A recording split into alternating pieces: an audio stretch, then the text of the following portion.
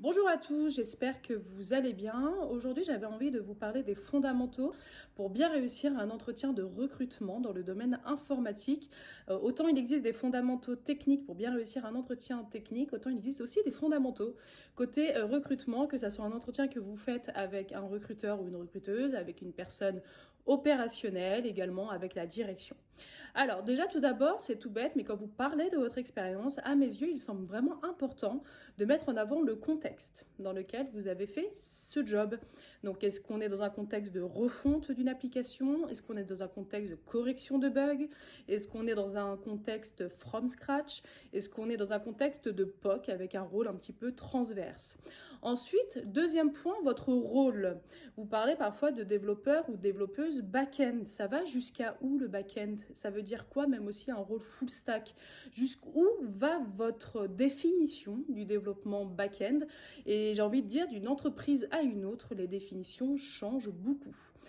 Ensuite, je remarque aussi assez souvent qu'il y a une explication plutôt chronologique de votre expérience sans véritablement faire des ponts avec l'entreprise pour laquelle vous postulez. Ça peut être des ponts sur le plan de la stack technique que vous avez connu en commun, ça peut être des ponts sur le plan du métier, ça peut être des ponts sur le plan des problématiques techniques que vous avez rencontrées.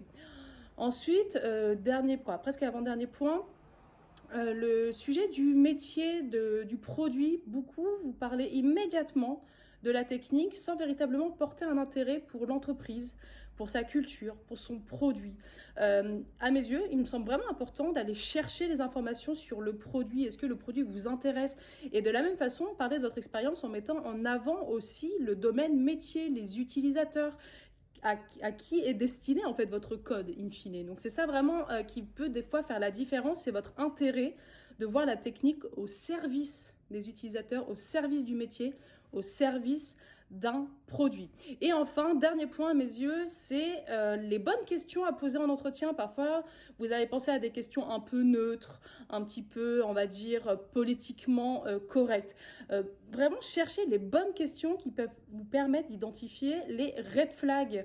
Ça peut être des questions sur l'équilibre vie pro-perso, ça peut être des questions sur la culture d'entreprise, ça peut être des questions sur le business, comment ils font de l'argent, et ainsi de suite. Ça permettra d'avoir des réponses pour écrémer, si vous avez évidemment plusieurs pistes, celles qui vous semblent le plus en raccord avec ce que vous souhaitez et aussi vos valeurs. Voilà, bonne journée à tous!